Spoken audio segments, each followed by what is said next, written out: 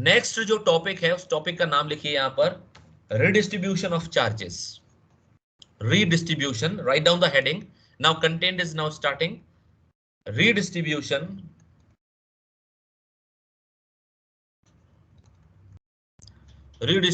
of charges. Fine. अब देखिए यहां पर, अगर मेरे पास दो कंडक्टर हैं, for example this is the conductor here, and इस कंडक्टर का अपना कुछ साइज होगा, तो इसका की कोई कैपेसिटेंस होगा. अगर मैं इस कंडक्टर पर चार्ज एंटर करते जाता हूं, इस कंडक्टर पर चार्ज एंटर करते जाता हूं, इस कंडक्टर पर चार्ज एंटर करते जाता हूं, तो बताइए इस कंडक्टर का क्या इंक्रीज होगा. बताइए, V is proportional to Q. अगर मैं चार्ज इंक्रीज करता हूं तो इस कंडक्टर का क्या इंक्रीज होगा? Please tell me, reply. Potential will increase. Potential. Yes. So if I will give charge to the conductor, its potential increase. So let us consider this is a conductor having high potential. ये conductor है जिसका potential कैसा है? बताइए, high potential है. And I have some another conductor, let's say this is another conductor, और इसका भी कुछ पोटेंशियल होगा. हम मानकर चलते हैं पोटेंशियल 1 जो है वो पोटेंशियल 2 से ग्रेटर है. If I connect this conductor with a conducting wire, अगर मैं दोनों कंडक्टर्स को कंडक्टिंग वायर से कनेक्ट करता हूं, देन व्हाट विल हैपन? यहां पर चार्जेस बहुत कंजेस्टेडली फिल्ड हैं. यहां पर चार्जेस काफी कंजेस्टेडली फिल्ड हैं. What is the meaning of congestedly filled? क्योंकि मैं यहां चार्ज देता जा रहा था, चार्ज देता जा रहा था, चार्ज देता जा रहा था, तो सभी चार्जेस एक तरह के थे, सिमिलर टाइप ऑफ चार्जेस थे.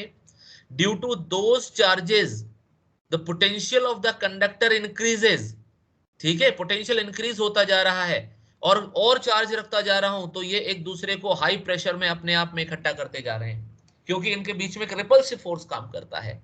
तो इस कंडक्टर का पोटेंशियल अगर ज्यादा होगा, और जैसे ही मैं एक कंडक्टिंग वायर से इसको कनेक्ट करता हूं, तो बताइए ये चार्जेस कहां मूव करेंगे? Charges will move from high potential to low potential. Fine. Now, अब डायग्राम ड्रॉ कर लीजिए यहां पर आप लोग. मेरे पास step number 1, I have two conductors. Conductor 1, this is conductor number A, and this conductor is conductor number B. Fine. इस conductor का अपना एक कैपेसिटेंस है. Let's say C1 is the capacitance of conductor 1, C2 is the capacitance of conductor number 2. Her conductor के पास capacity है, किसी के पास कम है, किसी के पास ज्यादा है, because of capacitance is depends on the size. Now, अब इनिशियली हमने कंसीडर किया कि फर्स्ट कंडक्टर का जो पोटेंशियल है वो V1 है, और सेकंड कंडक्टर का पोटेंशियल V2 है. If the first conductor having potential V1 and second conductor having potential V2, then there must some charges on the conductor, because of potential is only possible on any surface of conductor when there is a charges. ठीक है, potential तभी possible है जब charges available होंगे conductor के surface पर. तो it means हमने कंसीडर किया इसका चार्ज Q1 है और सेकंड कंडक्टर का चार्ज कितना है? Q2 है. Now this point is clear or not? Please tell me. ठीक है. Now this charge having Q1 is equal to C1 V1, and Q2 is equal to C2 and V2. Now this point is clear. This first step is clear to everyone. Please tell me. ठीक है. Yes, in the step 1, without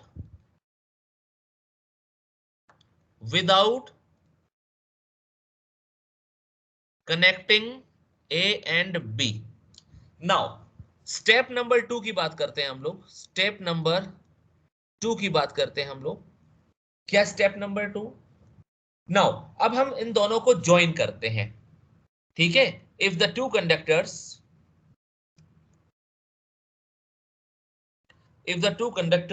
are joined,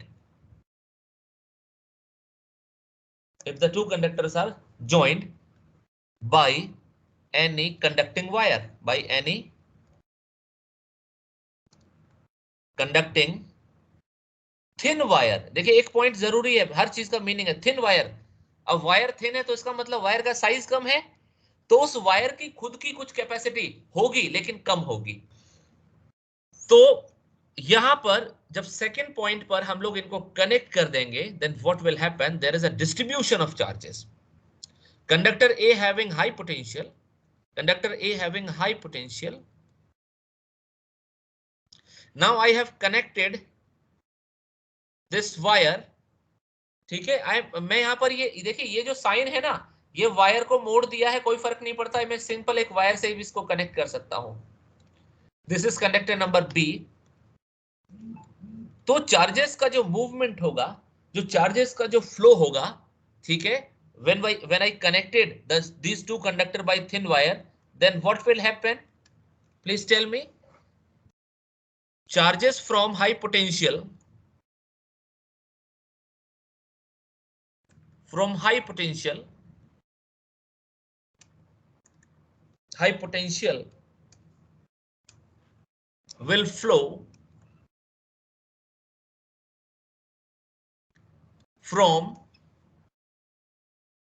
low potential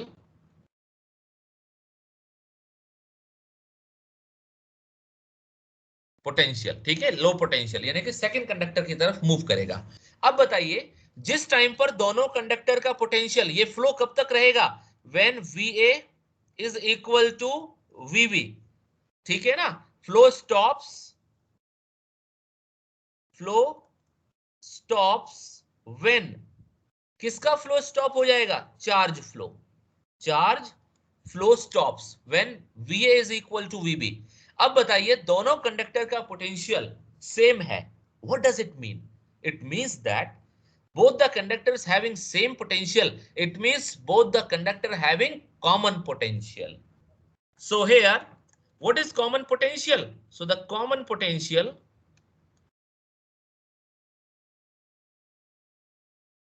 common potential, ठीक है। अब common potential हम लोग निकाल रहे हैं, तो what is the fundamental formula, भाई Q is equal to CV, ठीक है। We have to calculate potential, that is V is equal to Q upon C, ठीक है। अब देखिए कॉमन पोटेंशियल, अब इसके पास सर्टेन चार्ज Q1 था, इसके पास सर्टेन चार्ज Q2 था, चार्जेस एक दूसरे को मार तो सकते नहीं है, that charge transferable from one body to another body, from high potential to low potential, ठीक है। तो बताइए, अब जब ये एक एंटाइटी हो जाएगी, एक ऑटोनोमस बॉडी हो जाएगी, तो इस ऑटोनोमस बॉडी का टोटल चार्ज कितना होगा, please tell me, Q1 plus Q2 होगा कि नहीं होगा, ठीक है।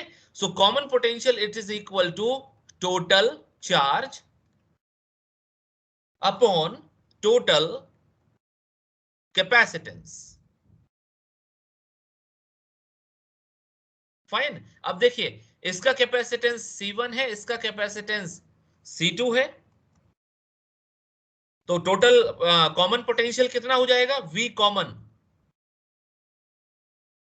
Common potential, total charge is what, Q1 plus Q2, total capacitance is what, C1 plus C2. Moreover, I can write here V common, it is equal to, what is Q here, from the first equation, from the first diagram, what is the value of Q1, Q1 is equal to C1 V1, what is the value of Q2, Q2 is equal to C2 V2, fine. Now putting here the values, Q1 is equal to C1 V1, Q2 is equal to C2 and V2. Now putting these values here, this is C1 V1 plus C2 V2 upon C1 plus C2. Question arise here, what is the relation between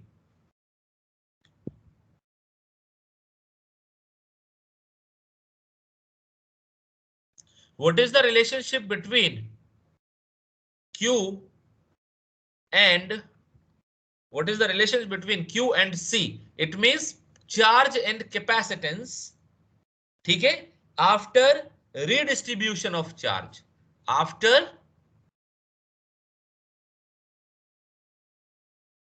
redistribution of charge. Okay, so for this question, now what is the value of after redistribution? What is the value of charge? That is the new charge will be new charge. It is equal to Q dash बोल सकते हैं हम लोग. ठीक है, अब बताइए Q equal to CV होता है. कैपेसिटेंस कभी चेंज नहीं होगा. अगर मैं एक बकेट में हाफ वाटर, अगर एक बकेट को हाफ फिल करता हूं या फुल फिल करता हूं, तो कैपेसिटेंस जो है कंडक्टर का कांस्टेंट रहेगा. So this is C1. After redistribution the potential will be common. Redistribution के बाद पोटेंशियल कैसा हो जाएगा? कॉमन हो जाएगा. Fine, this is your equation number 1. and the charge on the second capacitance, it is equal to C2 into V. This is equation number 2. Now dividing these two equations here, then we will get that is Q1 upon Q2 dash, it is equal to C1 upon C2. So after redistribution, this is the relationship between capacitance of the conductor A and B with the new charges.